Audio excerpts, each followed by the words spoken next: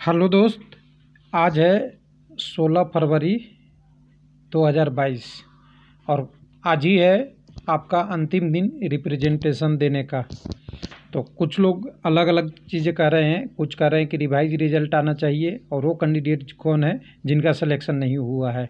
कुछ कैंडिडेट वो हैं जिनका रिजल्ट हो गया है, वो कह रहे हैं कि नहीं होना चाहिए। अब कोर्ट केस का उदाहरण देने भी लगे हैं और रिप्रेजेंटेशन ऐसा बनाया गया था कि जिसमें पास कैंडिडेट भी दे सकता है और फेल कैंडिडेट भी आगे की अपनी स्टेटस दे सकता है। कमेटी क्या डिसाइड करती है उनके विवेक पे छोड़ देना चाहिए। लेकिन कमेटी के अलावा सोशल मीडिया पे भी माहौल बनाया जा रहा है, अलग सर्कुलर को भेजकर कि CBT 1 रिवाइज रिजल्ट हुआ तो ये होगा, और CBT रिवाइज रिजल्ट के लिए किसने उकसाया था, जो पहले भी आ चुका है उसके लिए। लेकिन सबसे बड़ी चीज़ इसमें एक चीज़ है, उसको पॉइंट आउट मैं कहना चाहूँगा कि मिडिल में कोई चीज़ चेंज नहीं होनी चाहिए। जब एग्ज़ाम होता है उसके मिडिल में चेंज नहीं होना चाहिए। तो क्या ये NTPC में केवल लागू होगा या ग्रुप डी में लागू होगा, या ALP टेक्नीशियन की परीक्षा में हुआ था वो, या आपकी डॉक्यूमेंट वेरिफिकेशन में NTPC और ग्रुप डी के लिए हुआ है। तो जानते हैं ग्रुप डी का ऑफिशियल नोटिस आ गया। डॉक्यूमेंट वेरिफिकेशन में 1:1 रेशियो होगा और ग्रुप डी में CBT 2 क्या बीच में इंटरेस्ट डाल सकते हैं। तो कन्फ्यूजन तो यही है कि अगर बीच में CBT 2 हो रहा है ग्रुप डी में, तो NTPC का रिजल्ट में क्यों मिडिल में चेंज नहीं हो सकता है। हालांकि मैं चेंज की बात नहीं कर रहा हूं, जो एक्चुअल है वो एक्चुअल होनी चाहिए। लेकिन अगर आप कहते हैं कि रिजल्ट सही है तो फिर NTPC और ग्रुप डी में अलग अलग क्यों। तो ये डिटेल जो आया है उसके बारे में लोगों को जो शेयर किया है मैं वही डाटा शेयर करूँगा। मेरा काम है एक्चुअल चीज़ बताना। तो यहाँ पे हम RBE नंबर में देखे थे जहाँ पे बोला गया था कि बहुत सारी चीज़ें अलग अलग चीज़ें होती है डिस्पोजल वगैरह के लिए। तो इसको अभी एक बार थोड़ा सा मैं अभी थोड़ी देर के लिए विराम देता हूँ और यहाँ से लाता हूँ टेलीग्राम चैनल पे अपने, और टेलीग्राम से हम थोड़ा वो नोटिस पढ़ा लेते हैं, थोड़ा सा उठा लेते हैं जो कैंडिडेटों ने शेयर किया है। इसका हिंदी रूपांतरण करके हम थोड़ा सा आपको बताने की कोशिश करेंगे कि क्या है इस नोटिस का मतलब।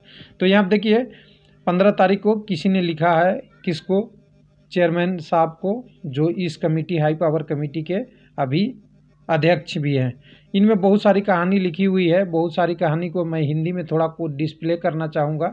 लेकिन इसमें मकसद ये है कि जब आपको रिप्रेजेंटेशन देना है तो रिप्रेजेंटेशन क्यों नहीं दे रहे हैं, अलग से क्यों किया जा रहा है। तो अलग से इसलिए किया जा रहा है कि सोशल मीडिया पे माहौल बनाया जा रहा है। तो उससे पहले मैं एक मॉडिफिकेशन जो दिखाना चाहूँगा जो अभी NTPC में आया नहीं है, आने वाला है। क्योंकि RRB ने डिसीजन ले लिया है RB 4/2021 के अंतर्गत 30/1/21 को कि मेडिकल का गैप, जो कैंडिडेट का मेडिकल होता है और डॉक्यूमेंट वेरिफिकेशन में 1.5 टाइम होता था पहले, तो 1.5 टाइम किस में होता है, ALP टेक्नीशियन, NTPC, JE और बाकी पोस्टों का, और ग्रुप डी में होता था 1.05। तो दोनों को कम 1.05 को तो हटा के 1 पूरा कर दिया गया, और 1.5 गुना जो कैंडिडेट था इसको भी कर दिया गया है। कितना, initially should be called for, कितना है, जितना वैकेंसी है उतना ही इक्वल को कॉल किया जाएगा। तो ये क्या मॉडिफिकेशन इसे नहीं करते हैं, यानी आपकी NTPC की वैकेंसी अगर 2019 की है और CBT 1 हो गया, और CBT 1 होने के बाद 30/11/21 को आपको आता है कि ये आपकी मॉडिफिकेशन हो रहा है। तो क्या ये सही नहीं है कि बीच में मिडिल में चेंज हो रहा है। एक एग्जांपल ALP टेक्नीशियन की आपने एग्ज़ाम देखा था, पूरी एग्जांपल, पूरी CBT 1 में जितने लोगों को मिनिमम पे क्वालिफाई करा दिया गया था, और भी कंडीशन है, बाकी वो रेलवे को डिसाइड करना है। अब इसका हिंदी रूपांतर दिखाते हैं। इंग्लिश में तो आपने ये पूरा देख ही लिया होगा, तो अब हिंदी में थोड़ा दिखाते हैं और समझने की कोशिश करते हैं कि इसमें क्या कहा जा रहा है। 1 मिनट।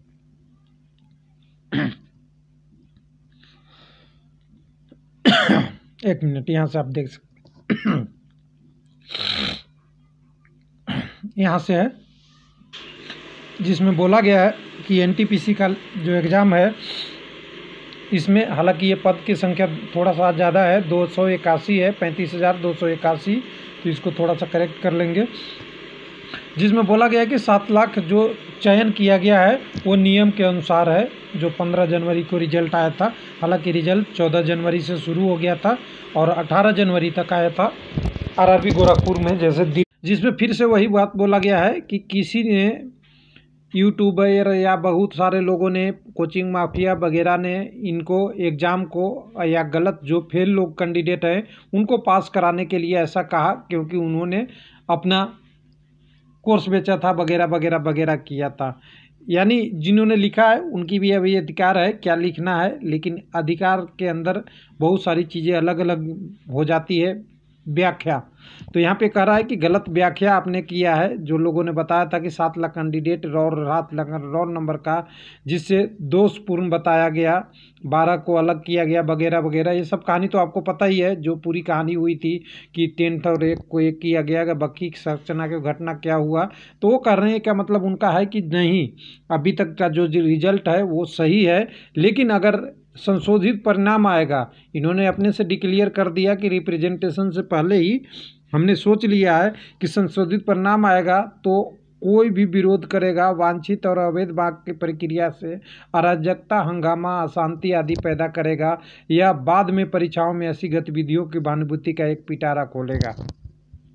यानी कह रहे हैं कि एक एग्जाम्पल सेट हो जाएगा कि ऐसे ही सब बार हुआ। तो एलपी टेक्नीशियन में हुआ था, तो वहाँ तो कुछ लोगों ने ऐसे ही केवल आरआरबी से बात किया था, आरआरबी ने मान लिया था, वहाँ कोई हंगामा नहीं हुआ था, वहाँ कोई अराजकता नहीं हुआ था। यहाँ भी लोगों ने ट्विटर पे किया था, लेकिन रेलवे ने उसका रिस्पॉन्स शायद उस तरीके से नहीं किया होगा, जिसके कारण लोगों ने ज़्यादा किए, जो करनी नहीं चाहिए।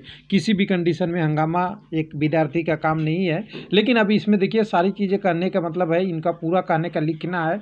और इसकी सारी कहानी का मैं बता दूँ कि एक सार यहाँ बनता है कि देश कि कानून के अनुसार कानूनी जांच होगा, या ऐसा कहना है। और इसमें पूरी करते हुए कहा जाता है कि हम ये सब चीज़ों को मानते नहीं है, बिल्कुल सही है, ऐसा मानना भी नहीं चाहिए। लेकिन फाइनली इन्होंने कुछ एग्जाम्पल दिया है, जिससे कहा है कि कोर्ट केस में ऐसा पहले कहा गया है।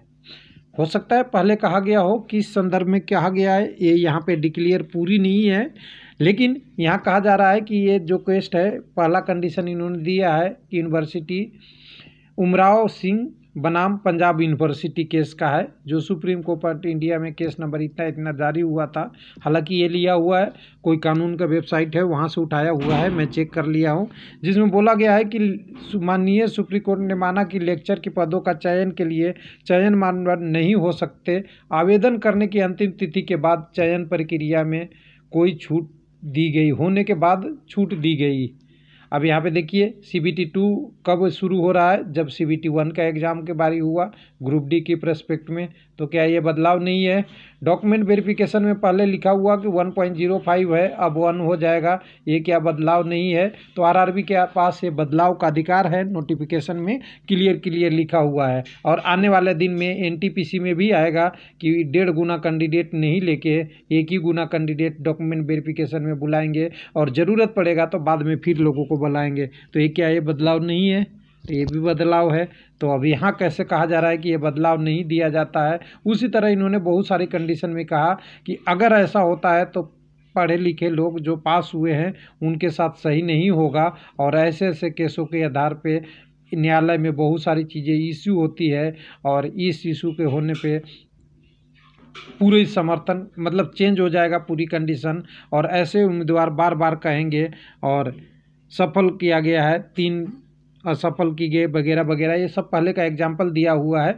और कुल मिला के अगर कहें कि इसकी सार क्या रहा, सार एक लाइन में कहा गया है कि रिजल्ट रिवाइज नहीं दीजिए, रिजल्ट रिवाइज नहीं देना है, जितने लोग हैं वही को आपको रिजल्ट देना है, इसमें कहने का मतलब है।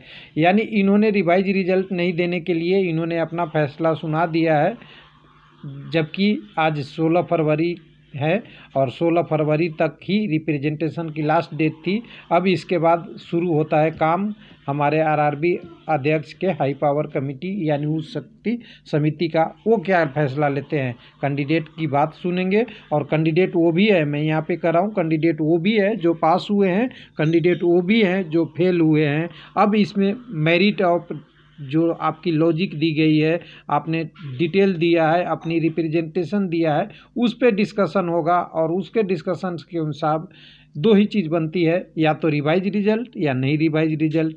लेकिन अगर ग्रुप डी के पर्सपेक्टिव में देखें तो वहाँ पे आपका CBT 2 का ही है। यहाँ पे देखें तो आपका केवल रिवाइज रिजल्ट की इशू है और 20 गुना यूनिट कैंडिडेट का इशू है। तो वेट करते हैं, देखते हैं क्या होता है। जो लोग ने भेजा उनके लिए भी बधाई, और जो कैंडिडेट अभी वेट कर रहे हैं उनको भी लगता है कि क्योंकि हाई पावर कमेटी है वो सारी चीज़ें टेक्निकली देखेगी, ऐसा नहीं कि कहने से कोई लेटर भेज दिया उसके आधार पर मान लेगी, या कोई और गलत तरीका से जैसे कहा गया कि यूट्यूबर कह देगा तो आरआरबी अपनी डिसीजन चेंज कर लेगा और वो टेक्निकलिटी को छोड़ देगा, ऐसा नहीं है। थैंक यू, धन्यवाद।